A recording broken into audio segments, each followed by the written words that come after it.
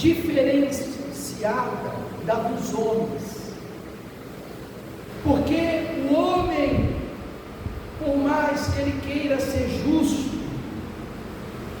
ele vê muito a face de quem ele está julgando, e às vezes a face de quem está sendo julgado não corresponde com o que está no mais íntimo do seu coração. E as pessoas no mundo em que vivemos julgam dessa maneira, pela face. Nós diríamos aqui no país uma frase muito conhecida, que é: aqui as pessoas é julgada pelo bolso que tem. Esse aí não vai ficar preso. Mas por que não? Se ele cometeu crime, porque tem dinheiro. E esse? Esse aí certamente comparado ao que um fez e o outro fez, era para este ficar preso. E esta mãe que roubou alguns pacotes de bolacha no mercado, é que deveria ser perdoado solto. Não, ela fica 5 anos presa. E o outro que roubou, ou até matou, alcoolizado, drogado, ou até mesmo em sã consciência premeditou o crime, porque ele está solto, porque a justiça dos homens julga segundo a face, segundo o bolso, segundo a condição. Já o julgamento do Senhor não. Olha o que diz no verso 11: porque para com Deus, para com Deus não há acepção de pessoas. O julgamento de Deus independe do seu rosto, da sua face, independe do seu olhar. E por que eu quero que você entenda isso? Porque muitos pela face que tem ou que apresenta diante de um julgamento, seja ele um julgamento diante de juiz ou um julgamento diante de pessoas, para uma questão simples, ela convence o juiz de que ele ou ela não tem nada a ver com o caso. Por exemplo, hoje em dia está na moda muitas moças acusarem homens de crimes que às vezes ele não fez, mas quando você olha para a face daquela moça chorando, dizendo, apontando o crime que o suposto marido, noivo, namorado cometeu, quem vai dizer que ela está mentindo? Quem? Se não conseguir ter uma prova de que o que ela está falando é verdade, o camarada é preso, é julgado, tem a sua reputação assassinada, porque quando você vê a face de alguém, você não vê o que está onde, e nem o que o coração está tramando. Compreende? A mesma coisa serve para os homens. Tem homem que você olha e diz, quem dirá, ou quem diria que este homem, tão polido, tão correto nas palavras, tão solícito na igreja, poderia fazer tal coisa? Não. Você olha para a face e diz, não, você deve estar enganado, você deve estar falando de uma outra pessoa, aquela pessoa não pode ser. Ora, Deus não faz acepção de pessoas. Deus não julga pela face que nós temos. Compreende? Deus não julga pela aparência que nós mostramos na hora da oração. Tem uns que oram, parece que está bravo. Deus que ora, parece que está chorando. Deus que ora, parece que está dormindo. Vocês estão dormindo não, né, pessoal? Deus que ora e parece que está brigando. Deus que ora e parece que está envolvido no Espírito Santo. Mas isso são só apenas aparências. Deus não vê com aparência. Deus não vê como você ora, se é alto, se é baixo, se é de joelho, se é com as mãos levantadas. Deus não vê se você ora deitado ou sentado. O que Deus está vendo é o que está dentro de você, o que sai de dentro da sua alma. Com qual intenção? Compreende ou não? Com qual intenção? Deus não faz acepção de pessoas, não importa quem seja. Deus vai ver o que o homem não É por isso que nós devemos se preocupar em agradar a homens. Amém, pessoal? Você que está preocupado em agradar homens, certamente não há de agradar a Deus.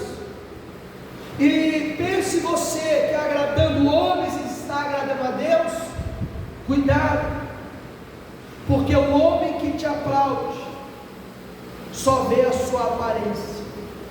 Deus vê o que está dentro de você, o que vem do fundo do seu ser, da sua alma. Compreende ou não? Eu queria que você entendesse isso de uma maneira mais clara. Vai lá em 1 Samuel 16. 1 Samuel 16.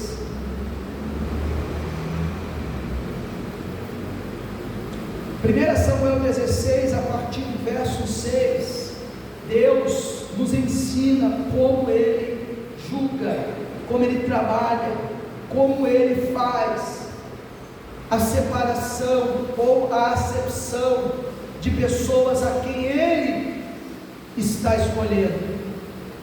E sucedeu que entrando eles, viu a Eliabe e disse: certamente está perante o Senhor o seu ungido. Porém, o Senhor disse a Samuel: não atentes para a sua aparência, nem para a grandeza da sua estatura, porque eu tenho rejeitado, porque o Senhor não vê como o meu homem, pois o homem vê o que está diante dos olhos, porém o Senhor olha para o coração. Olha aqui para mim, eu posso te julgar mal, eu posso te interpretar mal, eu posso julgar uma ação sua errônea pelo meu olhar. Não cabe a você se preocupar com o meu julgamento. Se o que sai do seu coração é sincero, Deus te honrará, Deus será contigo. Ah, mas me chamaram a atenção.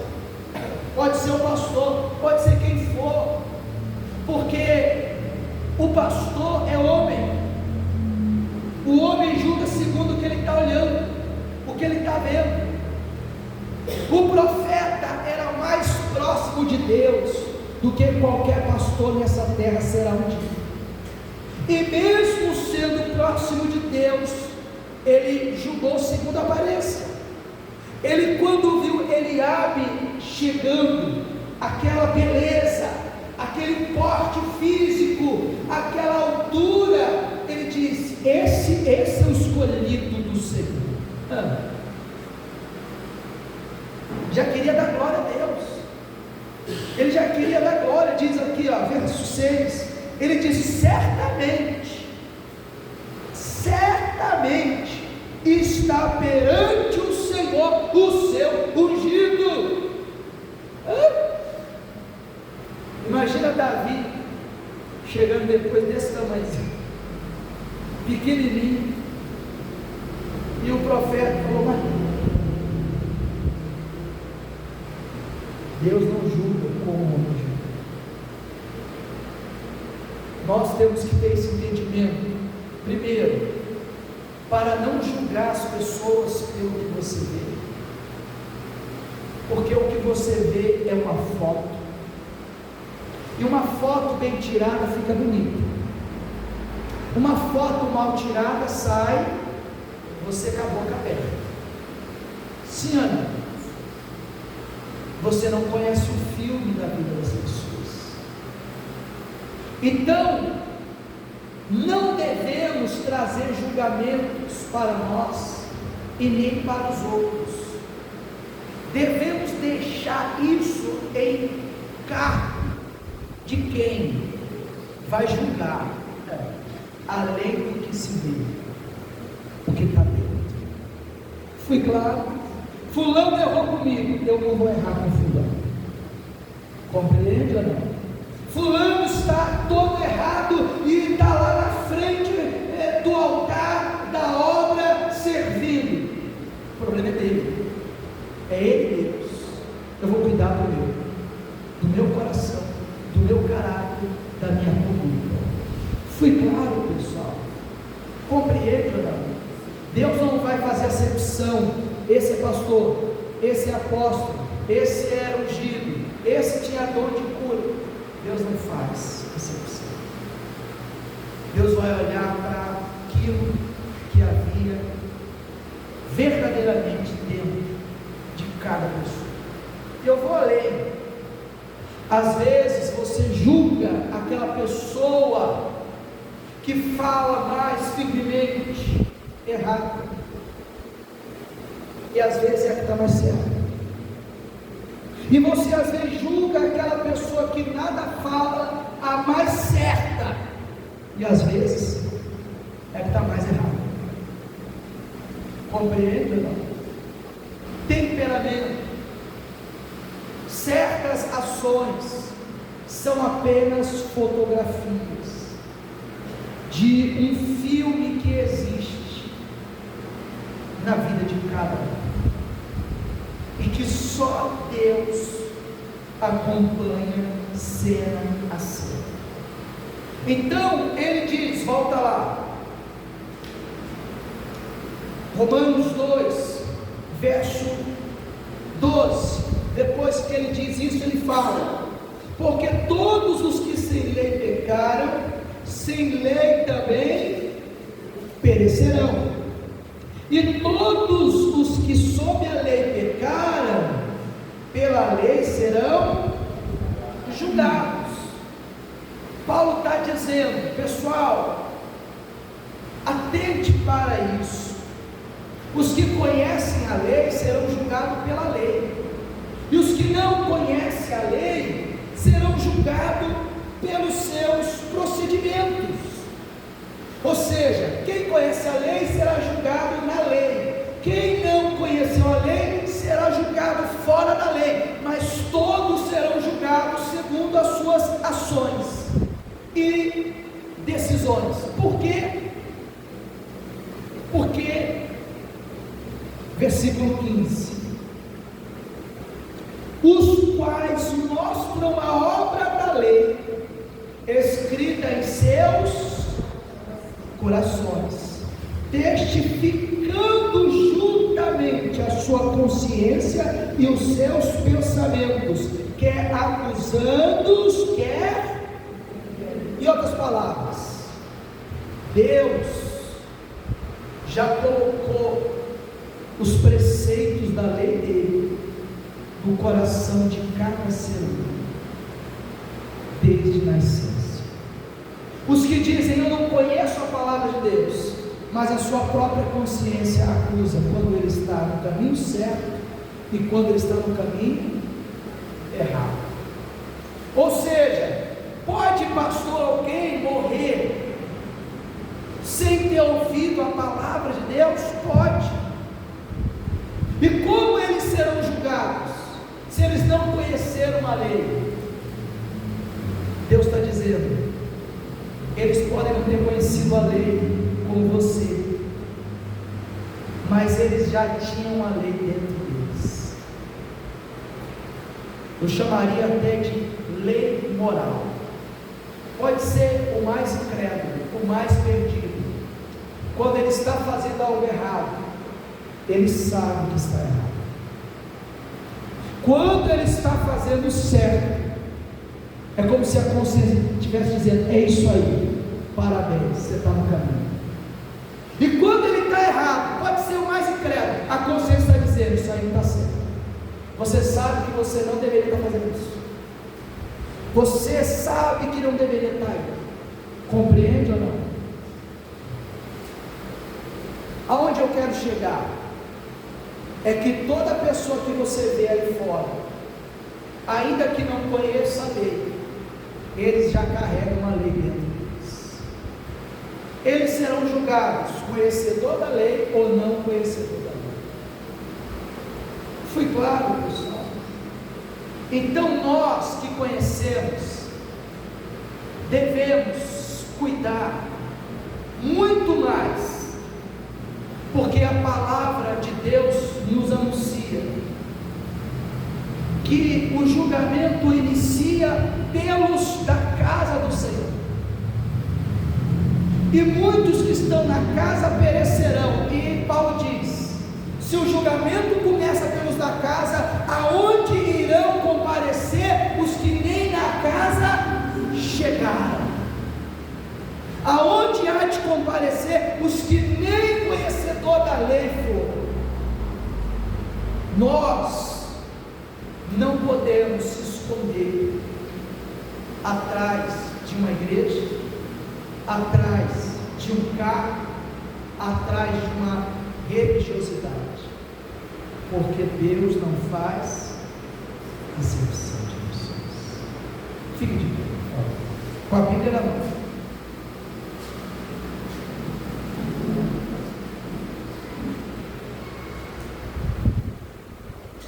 Ele diz no verso 14: porque quando os gentios que não têm lei fazem naturalmente as coisas que são da lei, ora, eles não têm a lei, e como é que eles fazem as coisas que estão na lei? É porque já há a lei moral dentro deles. Você vai conhecer muitas pessoas incrédulas que fazem o certo, sim ou não? Tem pessoas que ao longo da caminhada veio pedir para a gente oração pelo marido, pelo filho, e eles diziam assim: pastor, a conduta do meu marido, a conduta do meu filho é de um homem de Deus, só falta se converter, porque é justo, é correto, é honesto, é uma pessoa verdadeira, é sincera, é uma pessoa boa, de um coração do tamanho. Você já ouviu pessoas falarem assim? De gente incrédula? Você conhece gente assim? Então, olha o que Paulo está falando. Porque quando os gentios, versículo 14: porque quando os gentios que não têm lei fazem naturalmente as coisas que são da lei, não tendo eles lei, para si mesmos são lei, ou seja, serão julgados pela própria conduta deles. Isso é forte, porque isso nos realça o entendimento que às vezes a pessoa nem vai chegar na igreja, mas vai ser salva. Vocês estão entendendo onde a gente está indo, pessoal? Porque a pessoa não conhece a lei, não conhece, mas ela age da maneira que a forma que ela se comporta, ou ela vive, ou ela se coloca na sociedade, é a forma que a lei ordena. E mesmo sem conhecer a lei, a conduta naturalmente que coincide com a lei se torna lei para ele ser julgado. Isso tanto para o bem como para o mal, porque todos conhecem, e tem gente que sabendo que não é certo faz, sabendo que não é o caminho entra e vai por aquela estrada. Paulo mostra que a salvação vai muito além da religiosidade. Por quê? Porque certamente a preocupação de Paulo aqui é mostrar para aqueles que estão na igreja que não é porque eles estão na igreja que eles estão salvos. Não, Paulo está dizendo: ei, Deus não vai fazer acepção de quem é da igreja e de quem não é da igreja, de quem é o cristão e de quem não é o cristão. Deus vai sondar todos da mesma forma, pessoa por pessoa. Por isso que o julgamento de Deus será justo. Aqueles que adentrarem a eternidade fidelidade com Deus será de forma justa. Aqueles que forem separados de Deus serão separados de forma justa, porque diferente das pessoas que olham para o seu semblante, a sua face e se convencem, como um ator convence aquela pessoa. Você vê que tem ator que é tão bom, que você até chora com a cena que ele faz. É, né? Mas não sabe você que quando ele acabou de gravar aquela cena, ele saiu dando risada.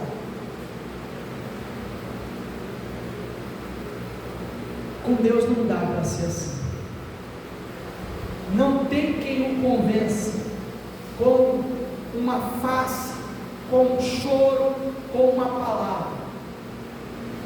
Por isso, sejamos o que devemos ser na igreja, no trabalho, em casa e aonde quer que estejamos.